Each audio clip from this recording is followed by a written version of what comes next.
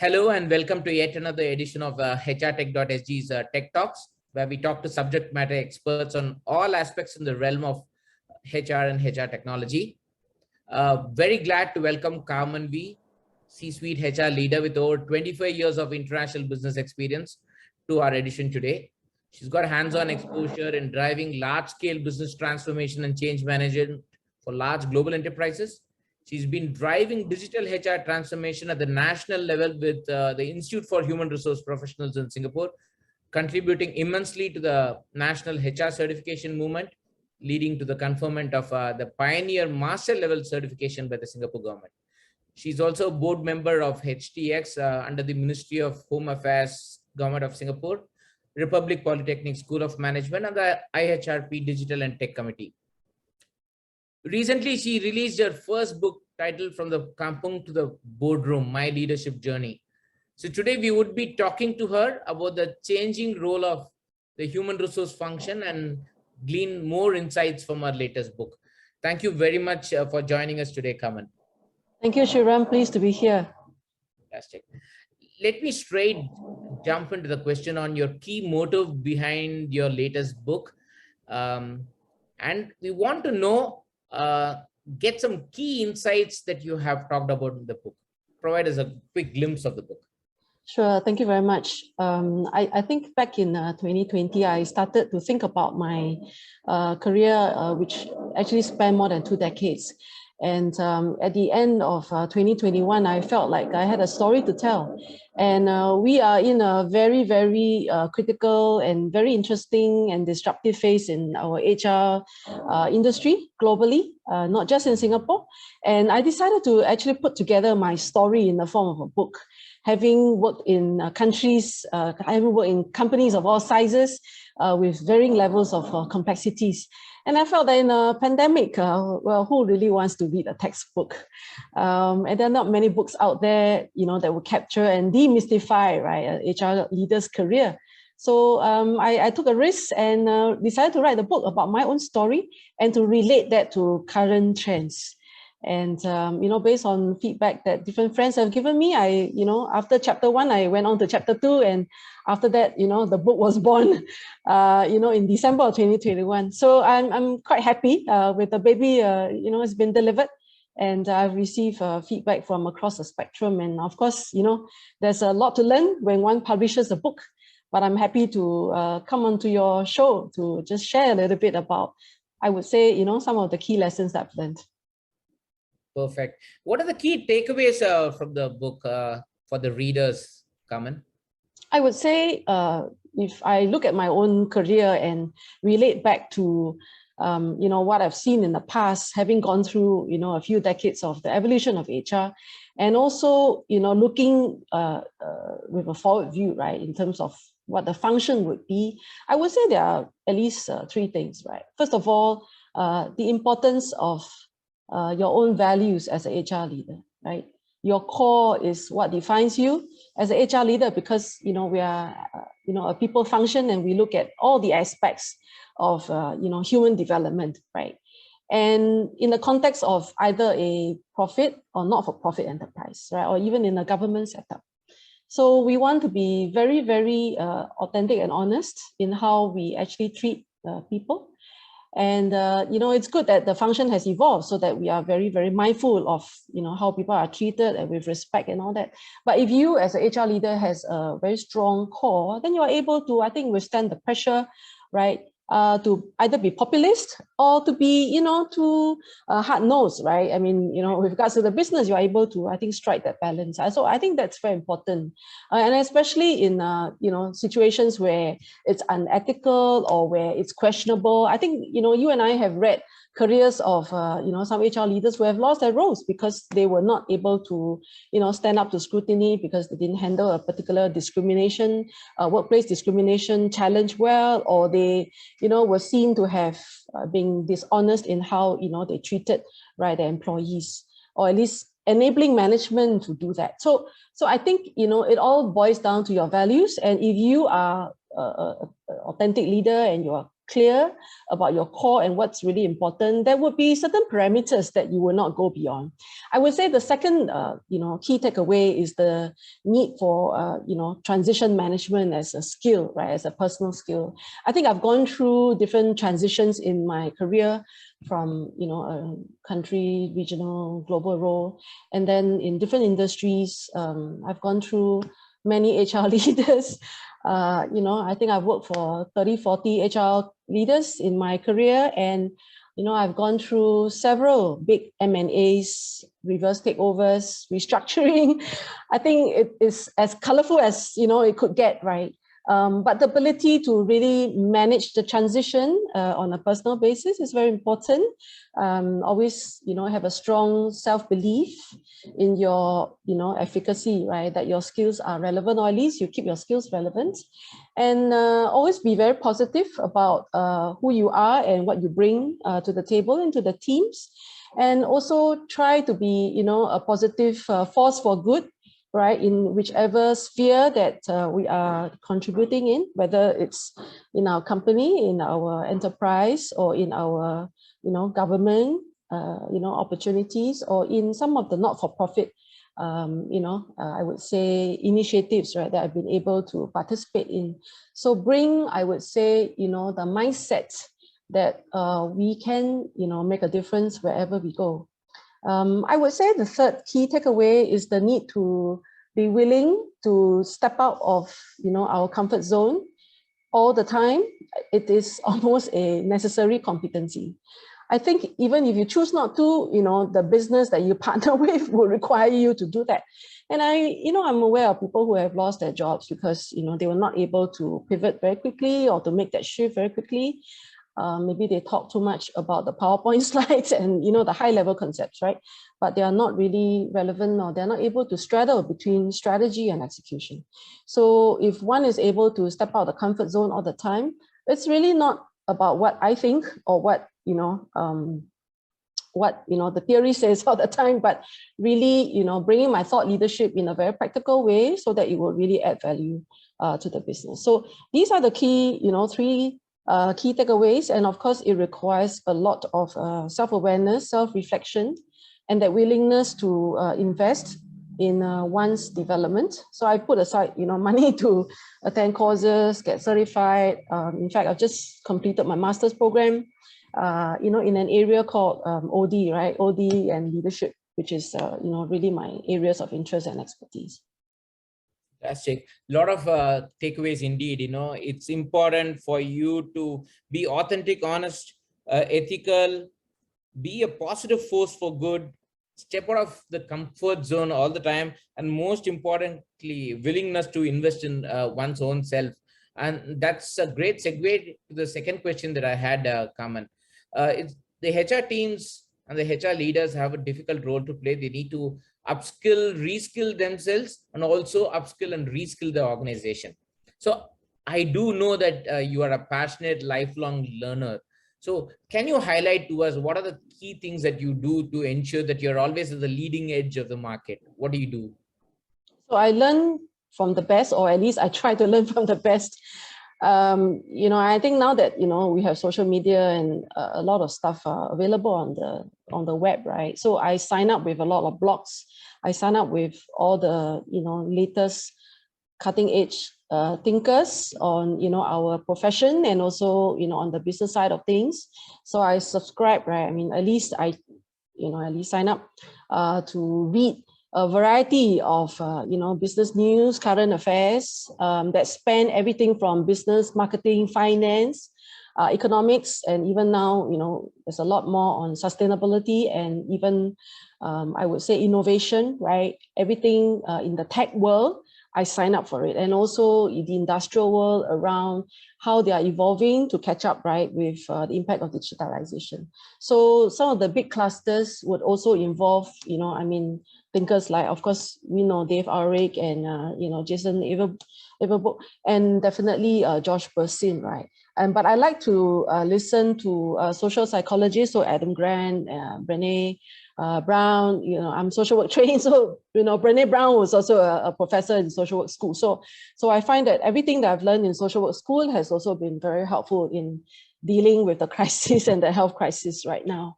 I would say that, I am always on the lookout for some of the best and leading edge, leadership practices, because I have an inherent interest in challenging myself to be a better leader today, than yesterday and tomorrow, right? Going forward. I like things that have to do with team dynamics and how to build stronger, better, unusual teams.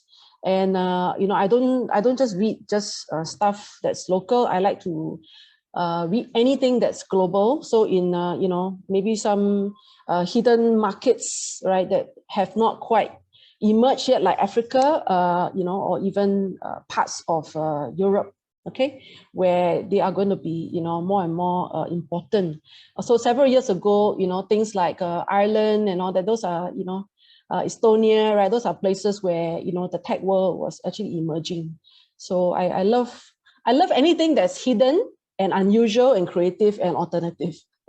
So hopefully that will lead to a bit of, edginess around, some of the emerging trends that could come from some markets that one does not expect. It's not just the Western world that has a monopoly on knowledge and the latest practices. I observe a lot of China as well. Anything that's coming out of China, I try to keep up to it. And, I have a lifelong fascination with China. So last year I did a family legacy book. So the other book that I wrote was actually the family legacy book, where I traced back 5 generations. And, my family goes back to Xiamen in China. And how, my grandparents, they were born and bred here, but how we have, that link back to China. So it explains my surname. Wee in Chinese is Huang, so it goes back all the way, to our original heritage, how the Chinese surname came about. So I love anything that's a history. And, as I've mentioned in other forums, I encourage all the HR people to read as broadly as possible and as deeply as possible in some topics, so that you are an interesting person to talk to, Yeah. That's very important. So the key highlights on how you keep yourself on the cutting edge and the learning edge is definitely learn from the best. Having worked with 30-40 HR leaders, definitely I think a great repository of learning from them. You read and listen to a lot of podcasts of not just HR folks, but social psychologists, not just local, but global markets. Read as broadly as possible, right? Right from China to the Western world to history. Fantastic. Thank you very much, Carmen, for highlighting on those. It's very important that we diversify our knowledge so that we can actually value add to the business, right? And that's the next question that I have. We see very few CHROs actually having a seat at the decision-making table. It's very rare to see people like you who have been the head of HR, the CHRO, being a board member and being in the boardroom and making a decision, right? What do you think needs to be done to ensure that we have more CHROs seated in the decision-making table? I think we need to raise up, a greater generation of business CHROs that's able to partner with the business. I mean, it sounds like an oxymoron, partner with the business. But here's the thing, right? That there are many kinds of HR leaders out there, and we are very comfortable sometimes in our own HR world. We speak the HR language, and that is well and good. But a lot of it has to do with the context, right? And the context that we operate in for most of us is really the business context. And so if you are not adding value to the business agenda by way of any growth efforts, transformation efforts, any M&A, any high impact activities that are able to solve business problems, right? Either on the shop floor or at the office level, then I think the business will think that you are really just a program manager, right?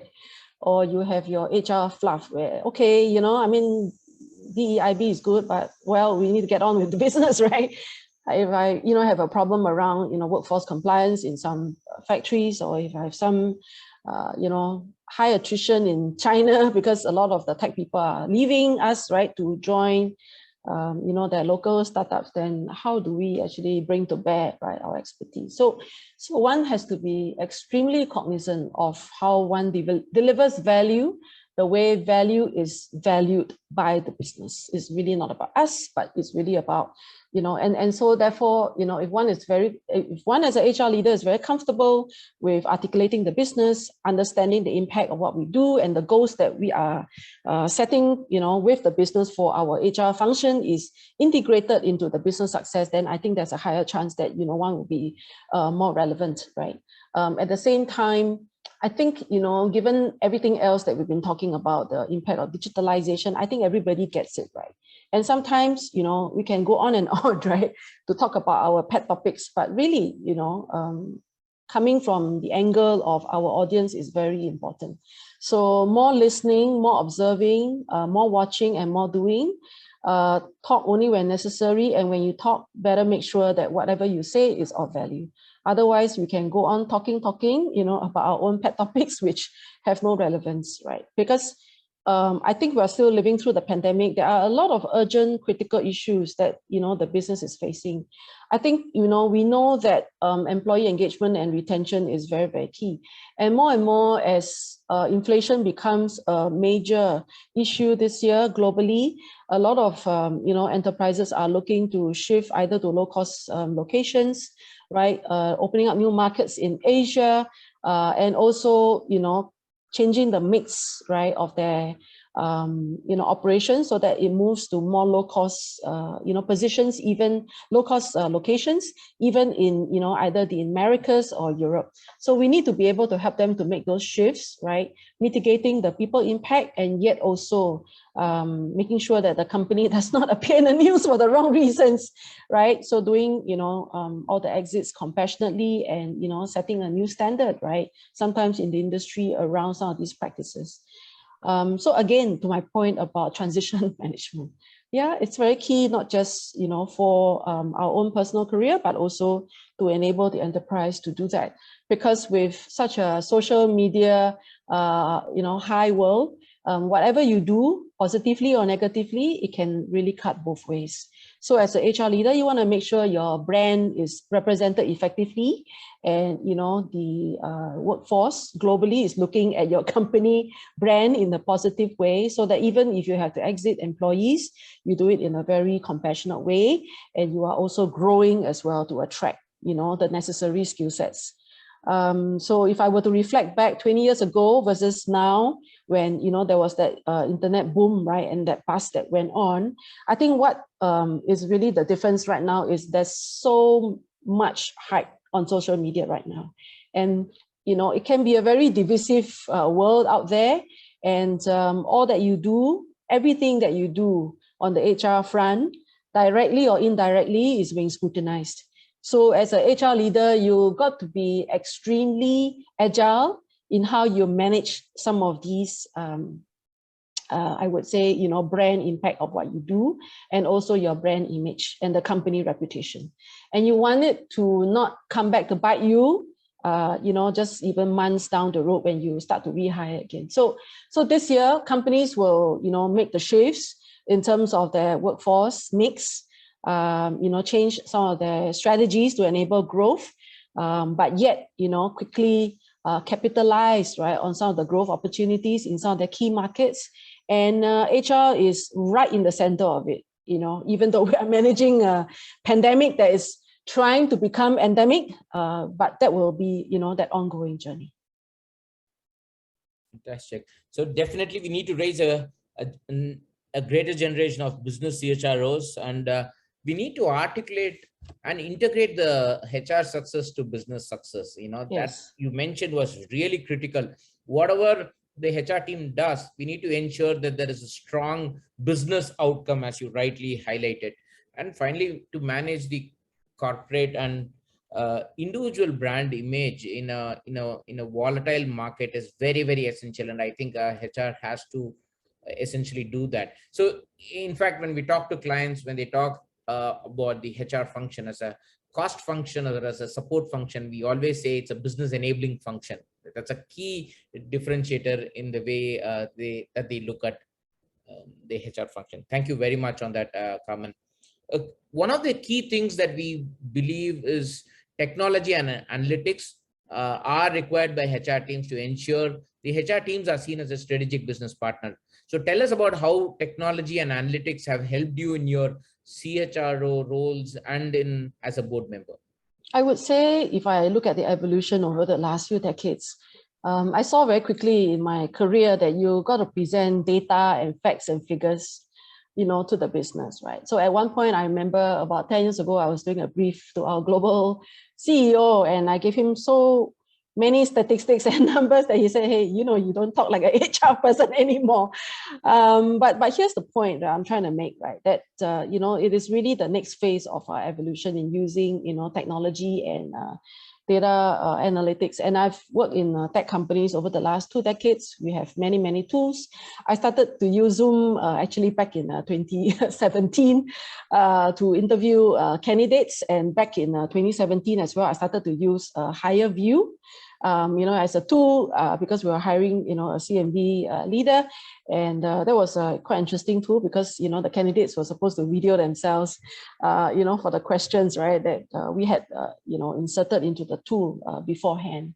And I think over the last few years, there's been 200-300 HR startups, right, in Singapore and globally. I mean, with the evolution of big ERP tools or HCM tools, right? During my time, it was called ERP, right? I mean, now it's called HCM, of the work days and the success factors of, today. I think, the need for data has not gone away. In fact, it has accelerated, right? So up until, I would say recent past, I was trying to also, before the pandemic, I was trying to look at some online, coaching tool that could be scaled globally, that would maybe have the price of just one Starbucks coffee a month, from a subscription standpoint, because, coaching is really the lever that we use, right, to create that difference between the employer and, the employee relationship. I was also looking at things like telemedicine, right, way before the pandemic. So, I was experimenting with some of these things. So my point is, I'm so glad that the pandemic has actually demonstrated that these tools are so useful.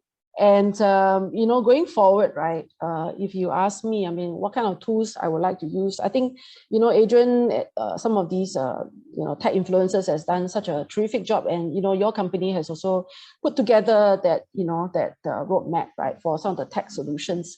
More and more, their whole strategy, implementation, acceleration, tools like that, right, would really be of value to companies to help them to understand, right, the progress of, to measure the progress of their implementation efforts against some of the goals that's been set in the strategy.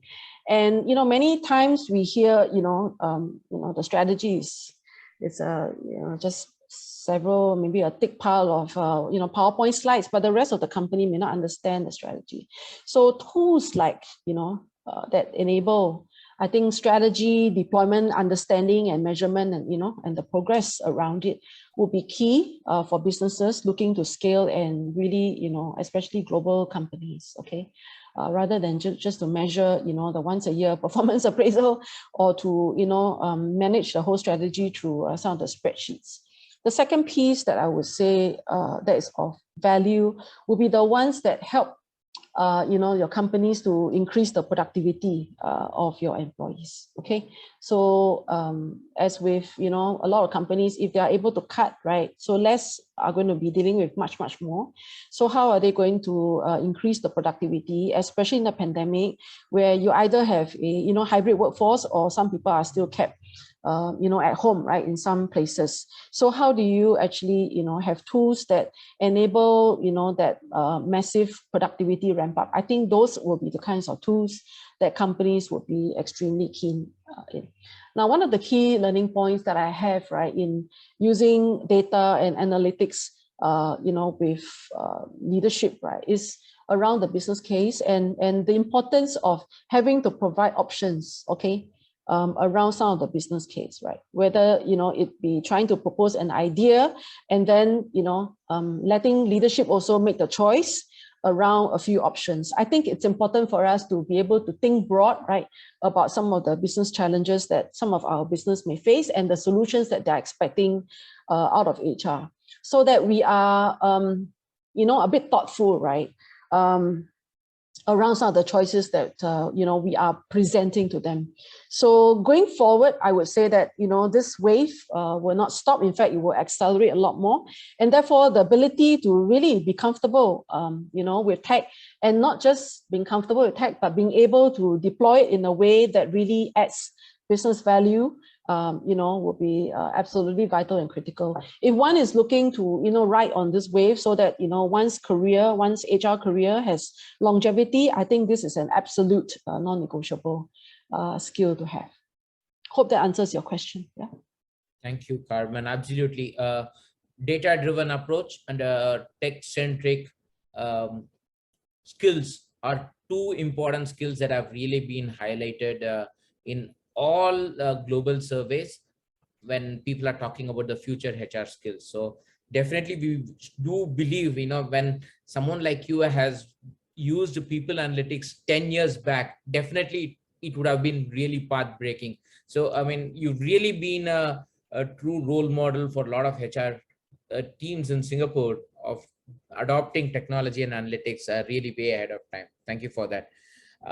So with that, we come to the final question. Really want your parting advice for HR leaders and also budding HR managers. What would be your advice to them?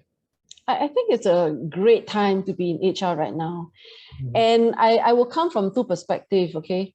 If you've been doing HR the same old way the last, not say 10 years, the last 5 years, then I think you really need to look at, your new toolkit and skill set, because you could be at risk of, losing your role if you're not careful to prepare for the future. Because it's not going to be the same old again. And in fact, it's going to, be a very, very challenging time to really differentiate, right? The big boys and girls in HR that's going to lead the charge and those who are being left behind because of their outmoded skills, okay? And I would like to, make a pitch that hopefully Singaporean companies will catch up with some of the best HR practices so that they will also hire, some of the best HR people there to really help them to make that change. But if you are in the other camp where you've kept your skills updated, you are, on the leading edge, you are constantly reflecting on how you can add value to the business, then I say, hey, good news, okay? Because if you continue to be courageous, if you continue to be hungry, and you continue to be distinctive, be very confident that, some of the best paying or the top paying jobs in HR will come to you, and you will be able to have, a more, I would say, a more successful trajectory, from a career perspective. So, don't stay in your comfort zone, keep pushing, keep learning, as I've mentioned in my book, and have, career mentors and coaches to help you to navigate through some of the difficult, situations that you face at work, whether you're an emerging HR or you are mid-career, or even if you're a very senior leader. I mean, at any one time, I have coaches, I have mentors, that I turn to. I don't claim to know everything, neither, am I, confident to say I've arrived. I have not, right? Everybody's going on a journey, and hopefully, we find the people that will be able to go along this journey with us. Fantastic, Carmen. You truly have been a role model CHRO for all of us, ensuring that you really step out of the comfort zone, being ethical, honest, and doing everything possible to ensure that there is a strong business outcome, being the strategic business leader that we are talking about. Truly a great time to be in the HR function. Thank you very much for being on our edition today. We really look forward to hosting you in the subsequent sessions too. Thank you, Sriram. Thank you. Pleasure to be here. Thank you. Thank you, Carmen.